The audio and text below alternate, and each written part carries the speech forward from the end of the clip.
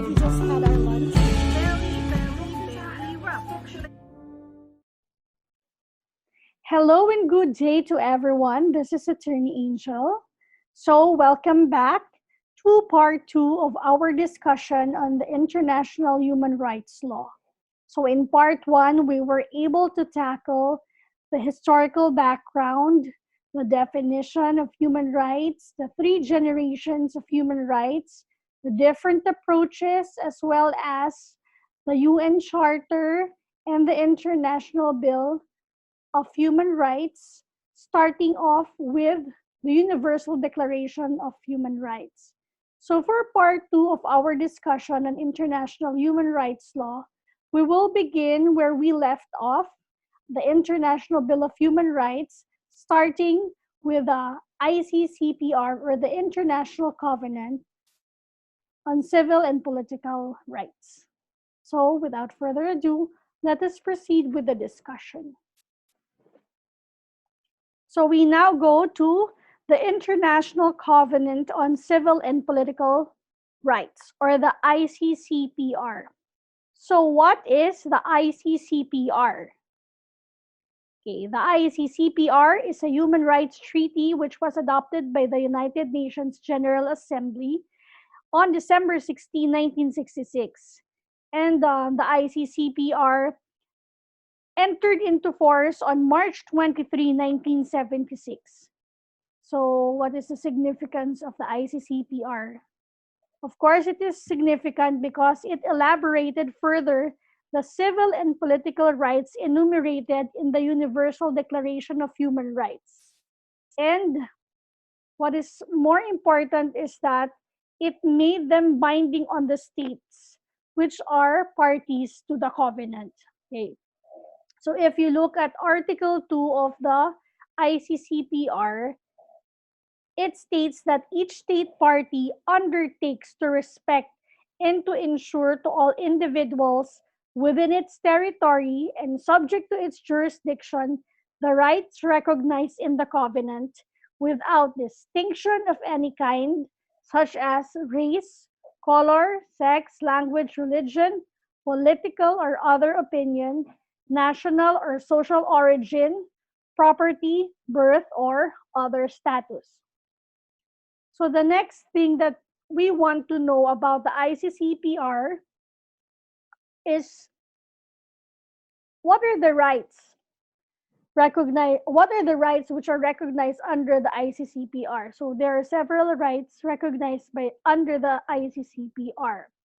And you can find them in Article 2, 3, Article 6, 7, 8, 9, Article 11, 12, 14, 15, 16, 17, 18, 19, 21, 22, 23, 24, 25, 26, and 27. Okay. So in Article 2, we find the right to have an effective legal remedy when their rights have been violated, even if the violator was acting in unofficial capacity. In Article 3, we find the right to equality between men and women in the enjoyment of their civil and political rights. Article 6, we find the right to life. In Article 7, we find the freedom from torture or to cruel, inhuman, or degrading treatment or punishment, and freedom from being subjected to medical or scientific experiment without his free consent. In Article 8, we find the freedom from slavery, servitude, and forced or compulsory labor.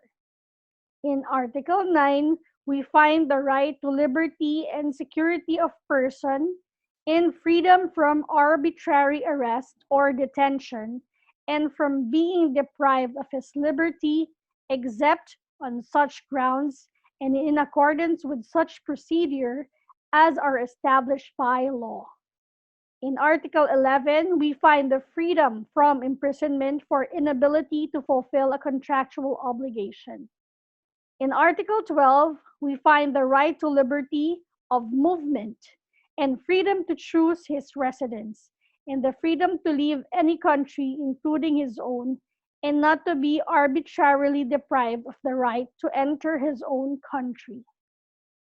We go to Article 14, where we find the right to equality before the law, the right to be presumed innocent until proven guilty, and to have a fair and public hearing by an impartial tribunal. Moving on to Article 15, we find the right against ex post facto law. So you know what ex post facto laws are, of course. Okay. Article 16, we find the right to recognition everywhere as a person before the law. In Article 17, we find the right to privacy and the right against unlawful attacks on his honor and reputation. In Article 18, the freedom of thought, conscience, and religion. Article 19, the right to hold opinions without interference and the right to freedom of opinion and expression.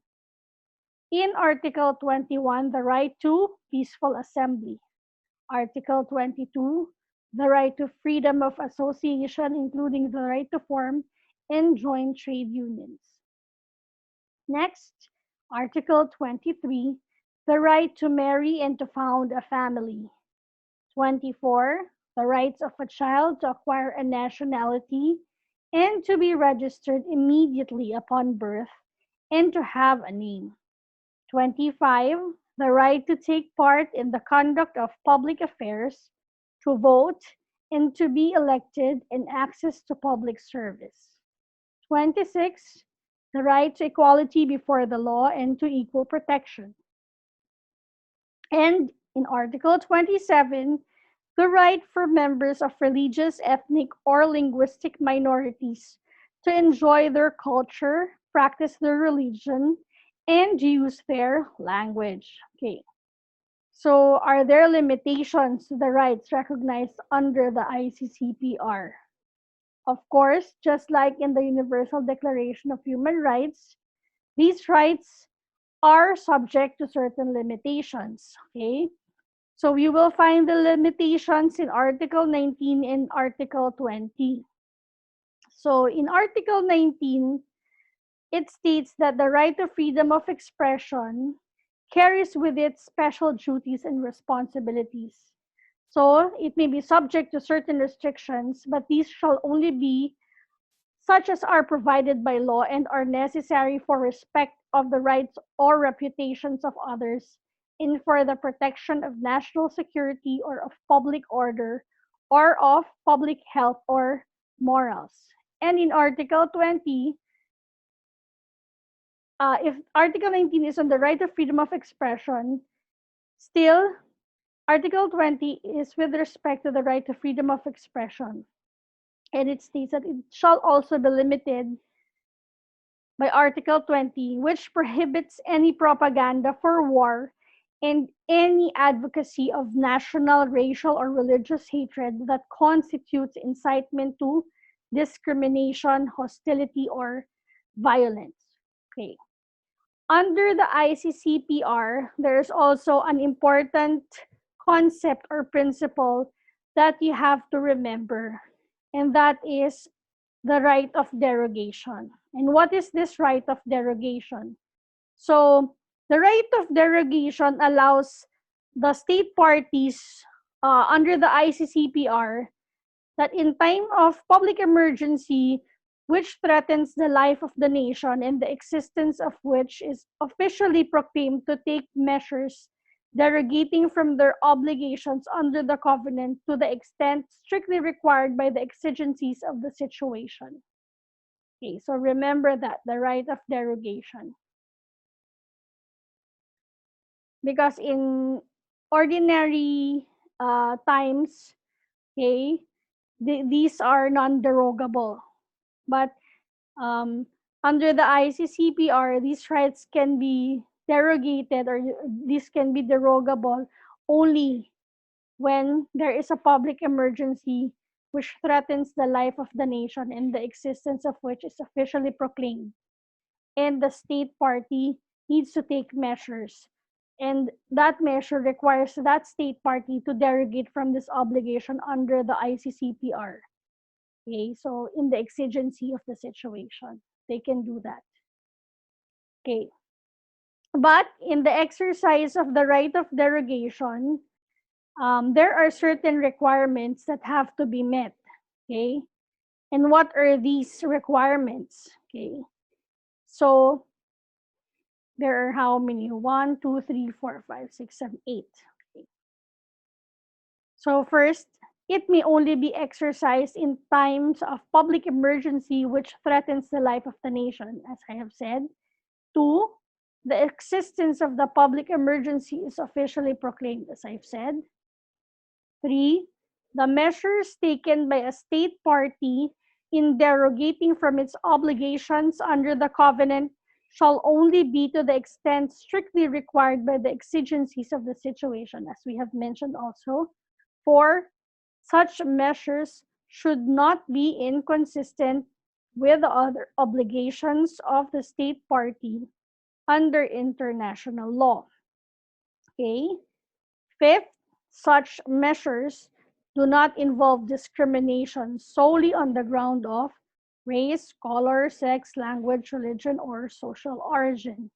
Sixth, the state party shall immediately inform the other state parties to the covenant through the intermediary of the Secretary General of the United Nations of the provisions from which it has derogated and of the reasons by which it was actuated. Seventh, the state party shall also make a further communication through the same intermediary on the date on which it terminates such derogation. And eighth, no derogation from Articles 6, 7, 8, paragraphs 1 and 2, 11, 15, 16, and 18 in the exercise of the right of derogation.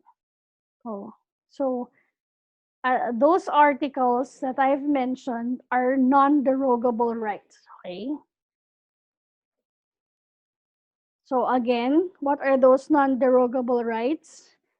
Those which cannot be derogated from by the state parties, even if it satisfies the 7 requirements.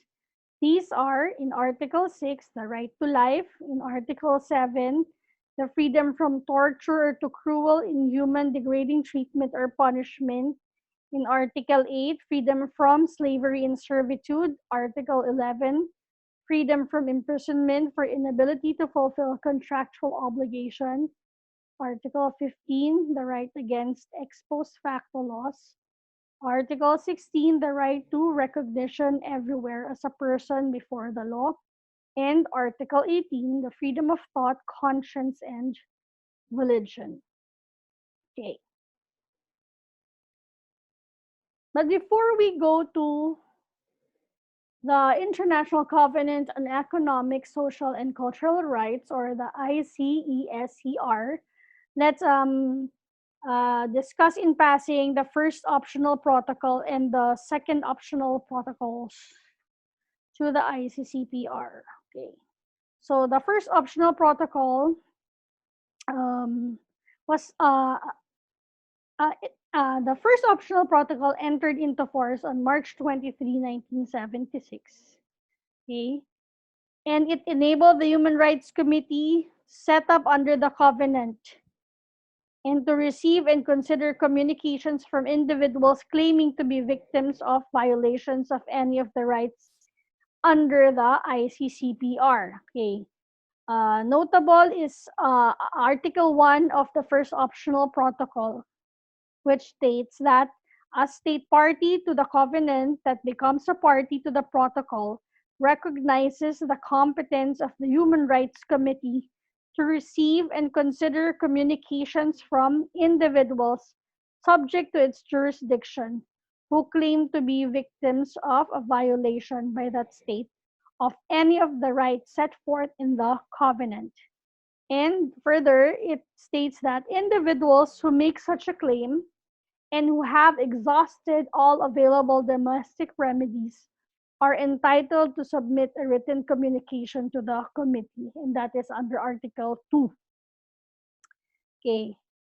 With respect to the second optional protocol, it was aimed at abolishing the death penalty, and this was adopted by the General Assembly on December 15, 1989. Okay, and in Article 1 of the second optional protocol, it states that no one within the jurisdiction of a state party to the protocol may be executed. Okay. Under this optional protocol, there is an important doctrine that you must remember, and that is the doctrine of prior exhaustion of local remedies. Okay. What is this doctrine of prior exhaustion of local remedies? It is a rule of customary international law requiring that local remedies must be exhausted first before or prior to instituting international proceedings. Okay, this rule is generally followed in cases where the state adopted the cause of its national whose rights have been allegedly disregarded by another state in violation of international law. Okay, but before you resort to this doctrine, uh, it is necessary that the state where the violation occurred should have an opportunity to redress the violation um, by its own or under its own means and within its framework or within the framework of its national or domestic legal system. Okay, so this doctrine can be found as incorporated in Article 5, Paragraph 2 of the Optional Protocol to the ICCPR. Okay, so now we go to the ICESCR. And what is the ICESCR? Okay, this is also the international covenant which was adopted by the UN General Assembly on December 16, 1966. Okay. Um, the ICESCR recognizes that in accordance with the UDHR, the ideal of free human beings enjoying freedom from fear and want can only be achieved if conditions are created whereby everyone may enjoy his economic, social, and cultural rights, as well as his civil and political rights. They go hand in hand. Okay. And so, what are the rights protected under the ICESCR? Just like in ICCPR, there are several rights protected under the ICESCR. And this can be found in Articles 6 to 15 of the ICESCR. But there is a gap between Article 13 and 15. So we skip Article 14. Okay.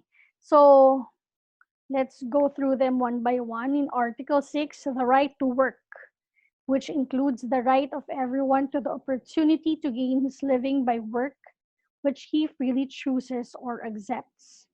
Article 7, the right to the enjoyment of just and favorable conditions of work.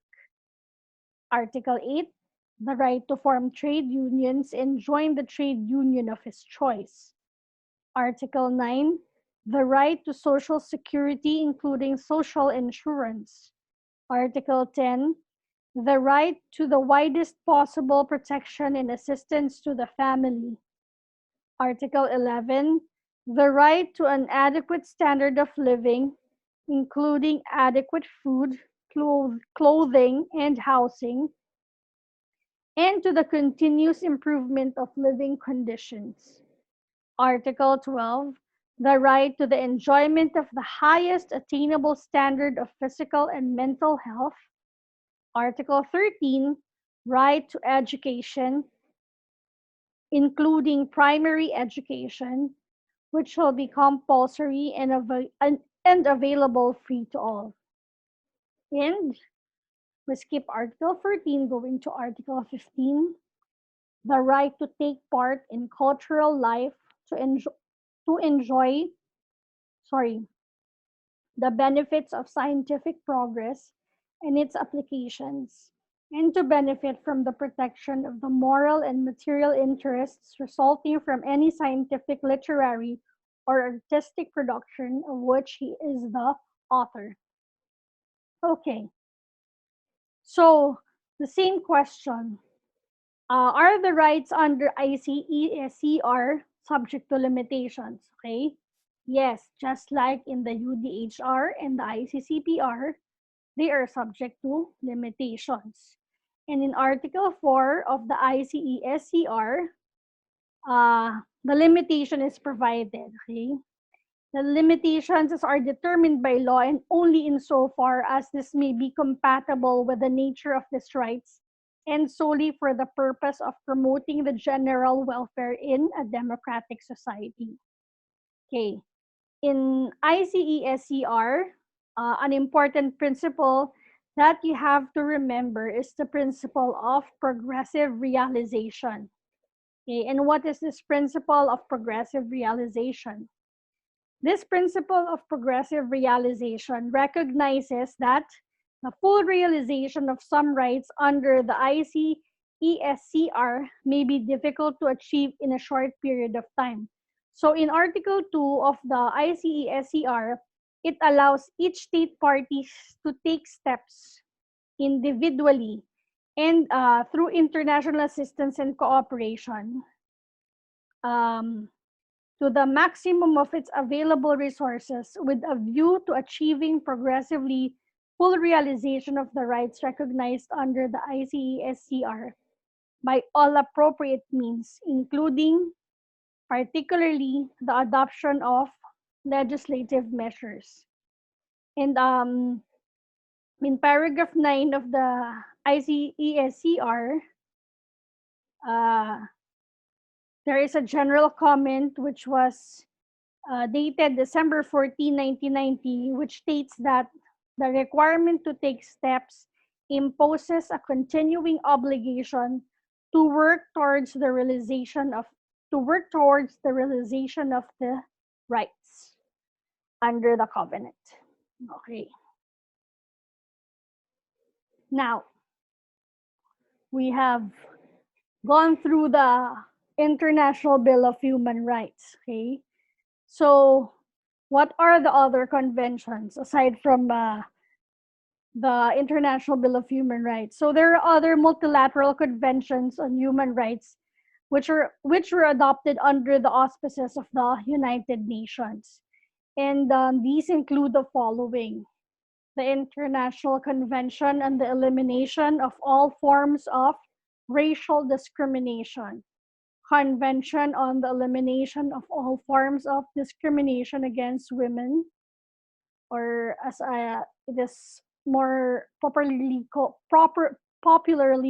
CEDAW or CEDAW. Then the Convention Against Torture and Other Cruel, Inhuman, or Degrading Treatment or Punishment, the Convention on the Rights of the Child, and the International Convention on the Protection of the Rights of All Migrant Workers and Members of Their Families. Okay. So with all these, we can summarize the fundamental human rights into the following. Okay. Including the International Bill of Human Rights, the Geneva Convention, the multilateral conventions that we have mentioned, etc., etc. So it includes the right against genocide, right against torture, right against slavery and forced labor, right against discrimination, rights of stateless persons, rights of refugees, rights of indigenous peoples and minorities, rights of migrant workers, rights of women, and rights of the child. So these are fundamental human rights which are recognized under international human rights law.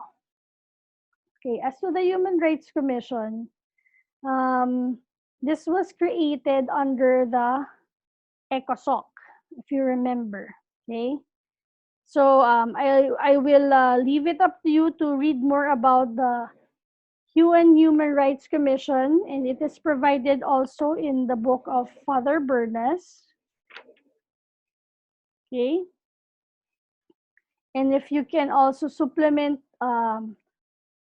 your readings with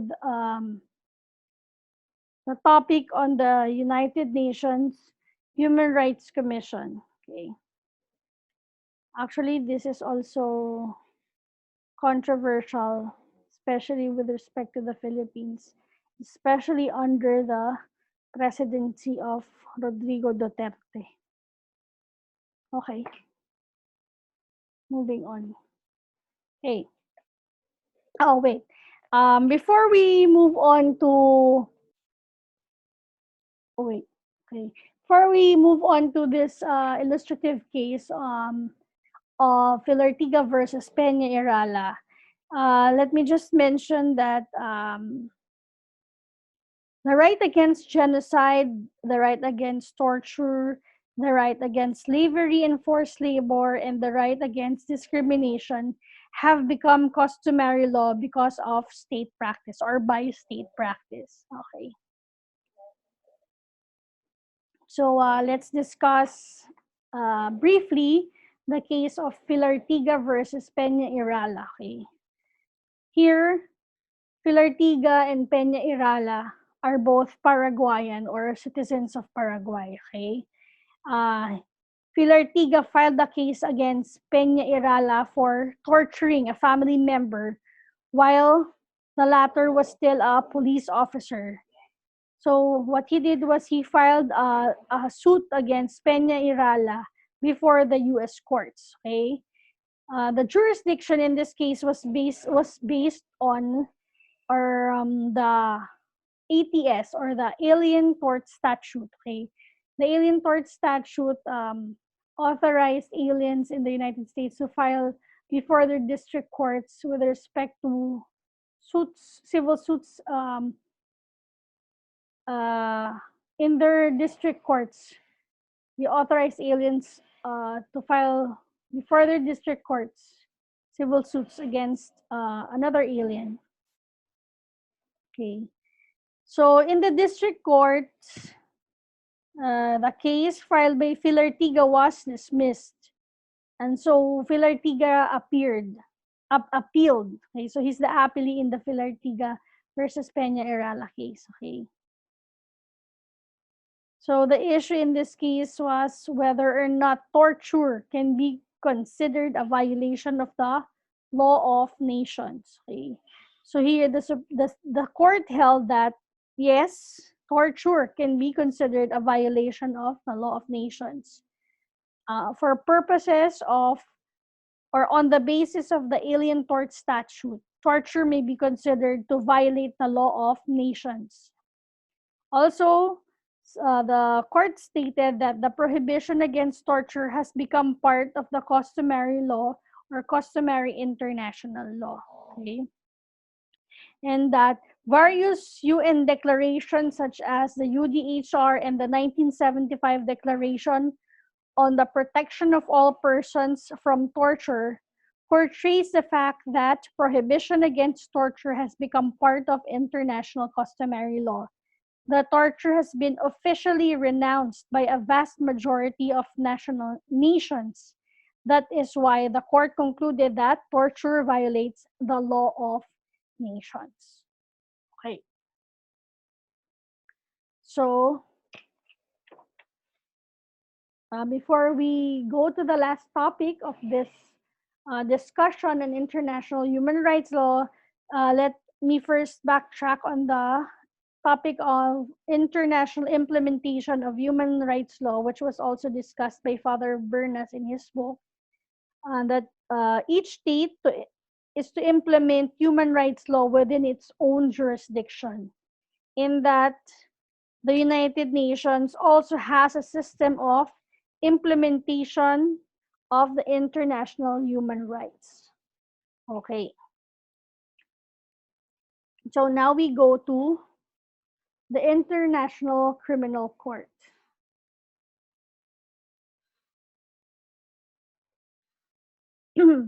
Sorry for my voice, okay? So what is the International Criminal Court, or the ICC? Okay.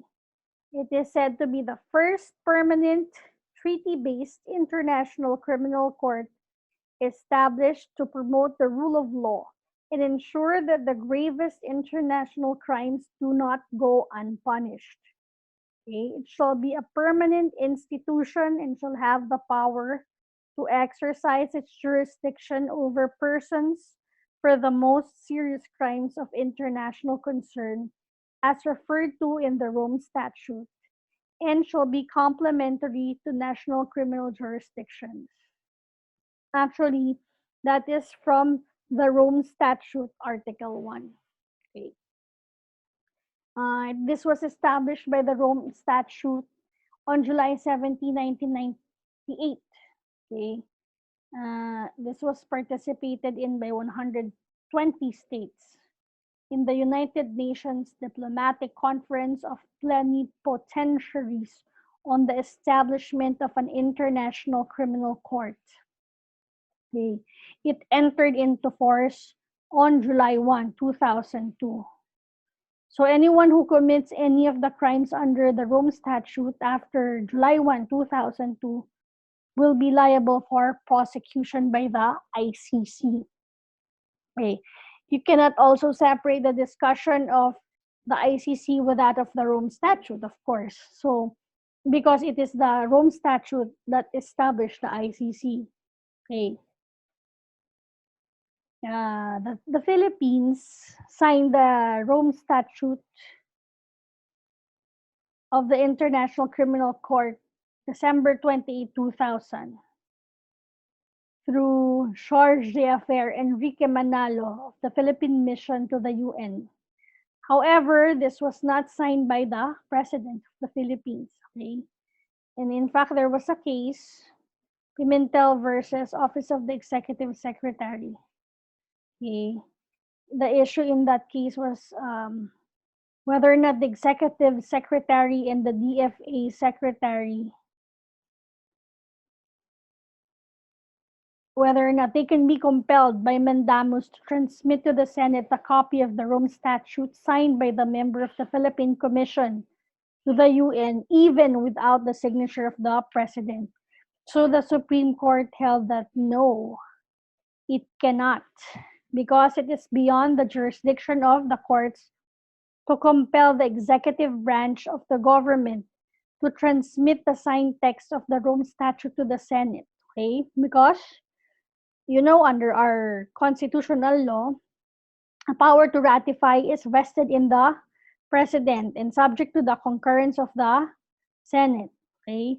So the role of the Senate is limited only to giving or withholding its consent or concurrence to the ratification. So it is within the authority of the president to refuse to submit a treaty to the Senate, or having secured its consent for its ratification, refuse to ratify it. Although the refusal of a state to ratify a treaty which has been signed in its behalf is a serious step that should not be taken lightly, such decision is within the competence of the President alone, according to the Supreme Court, and which cannot be encroached by the courts via a writ of mandamus. Excuse me. So, is the Philippines already a part of the Rome Statute? It was when it ratified the Rome Statute way back in August 30, 2011. But as you know, very well know, that under the presidency of Rodrigo Duterte, we withdrew from the Rome Statute. Okay. So, moving on. So, where's the seat of the ICC?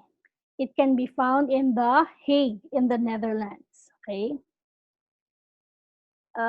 Another important question is whether or not the ICC has an international legal personality. Okay.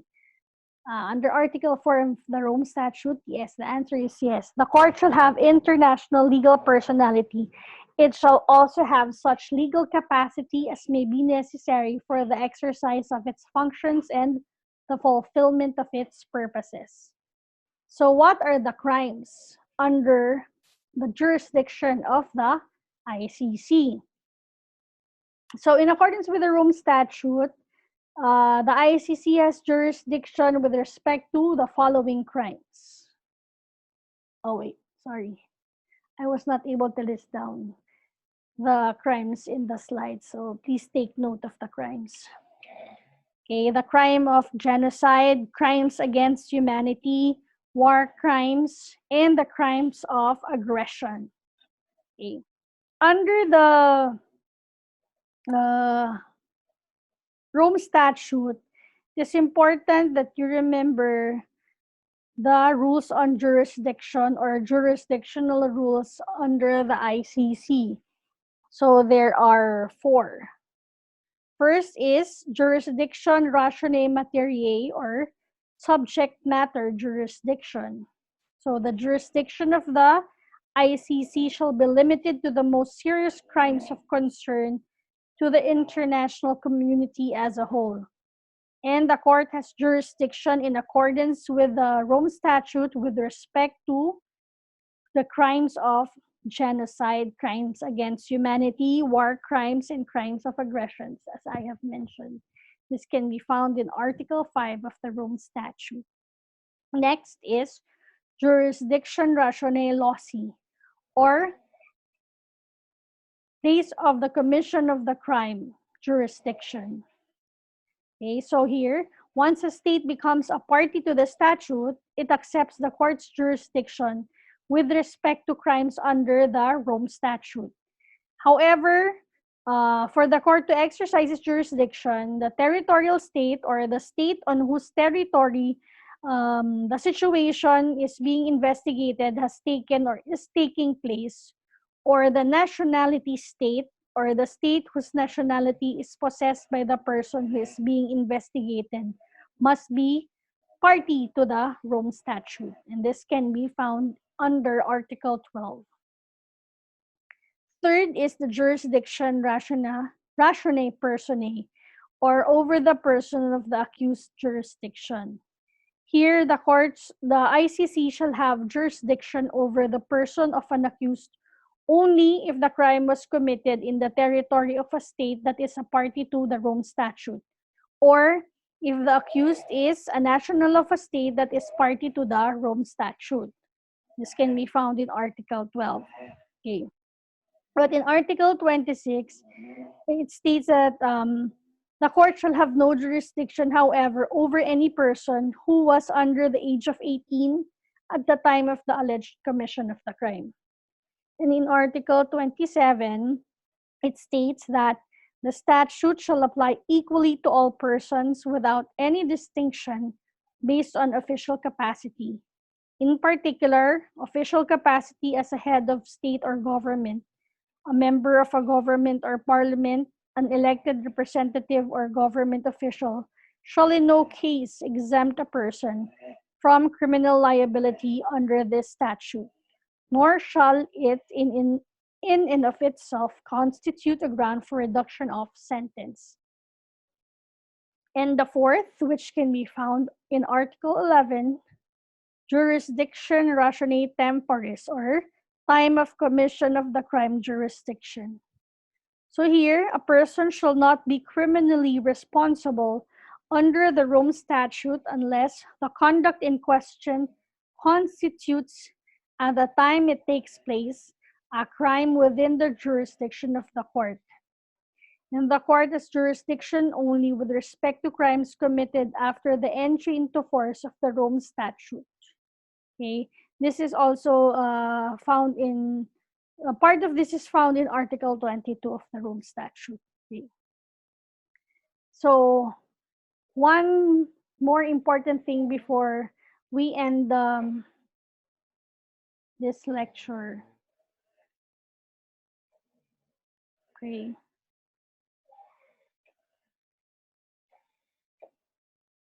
Actually, there are still how many points that I have to make? I think I still have 4 points to make. Okay, before we end this discussion. Um, okay, so another important thing that you have to remember is on the question of whether or not the ICC replaces the national or domestic criminal courts. The answer is, of course, no. The ICC will not replace domestic courts or national courts. Um, the ICC will be complementary to our national courts or domestic criminal courts. Okay. So in Article 17, it states that the court will only investigate and prosecute if a state is unwilling or unable to genuinely prosecute. This will be determined by the judges. Unjustified delays in the proceedings, as well as proceedings which are merely intended to shield persons from criminal responsibility, will not render a case inadmissible before the ICC. Okay. Another important question is whether or not the presumption of innocence is applicable under the ICC. The answer is yes. It can be found in Article 66 of the Rome Statute. Here it affirms the rule on presumption of innocence until proven guilty before the court in accordance with the applicable law. Okay? But the burden or the onus is on the prosecutor to prove the guilt of the accused. And in order to convict the accused, of course, the court must be convinced of the guilt of the accused beyond reasonable doubt.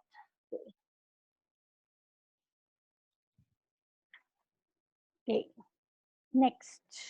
Another important question is whether or not victims have personality to participate in the proceedings before the ICC.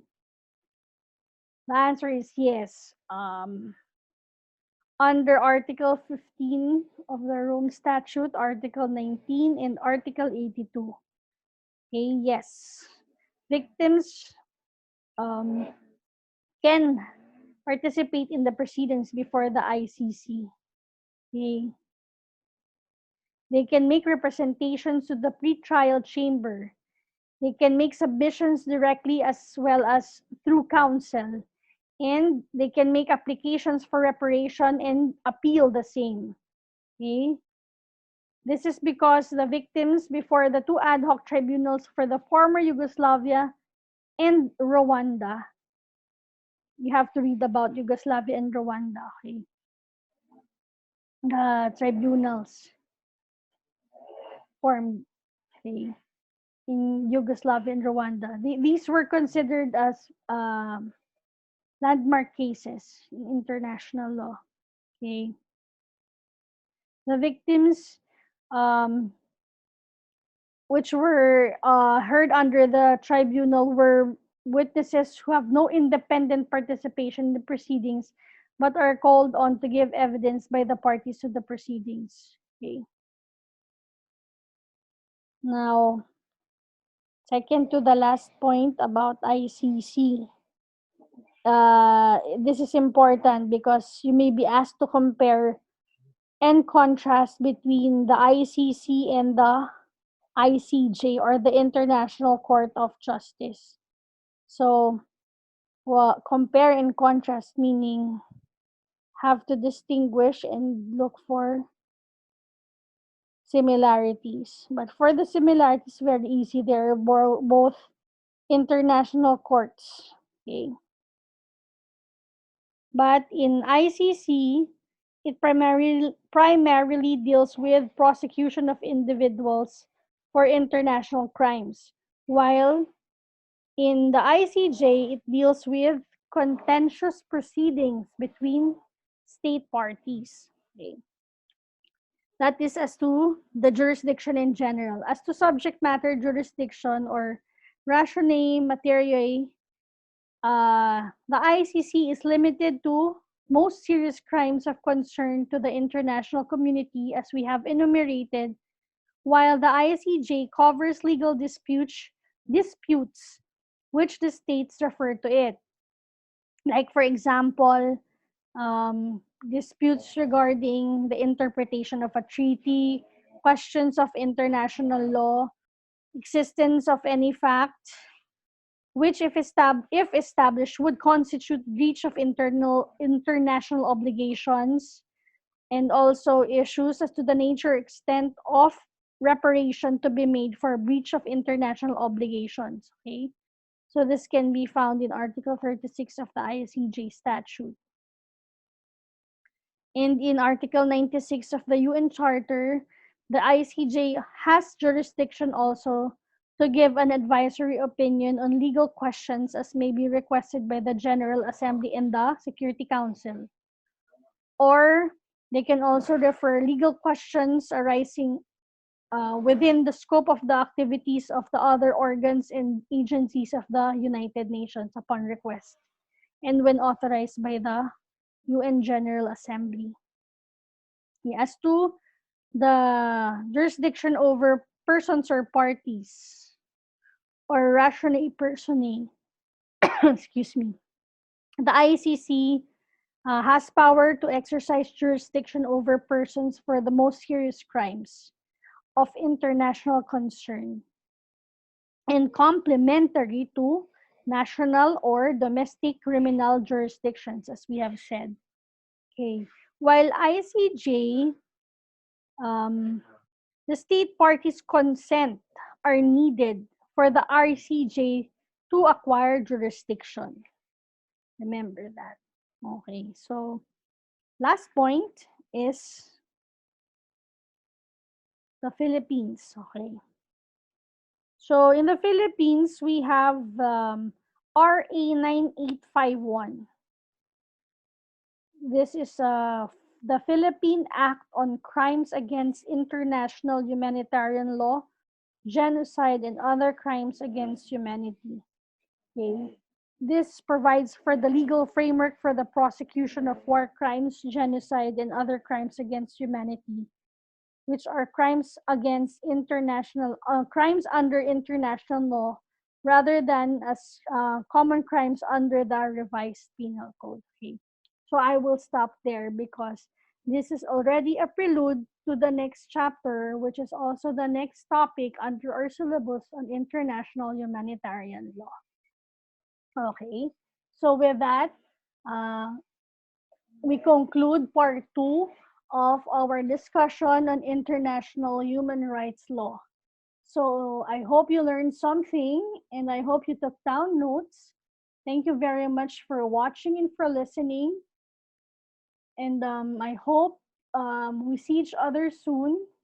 Study well, be healthy, be safe. Thank you. And always remember to glorify God with a grateful heart. This is Attorney Angel, and I'm your legal angel.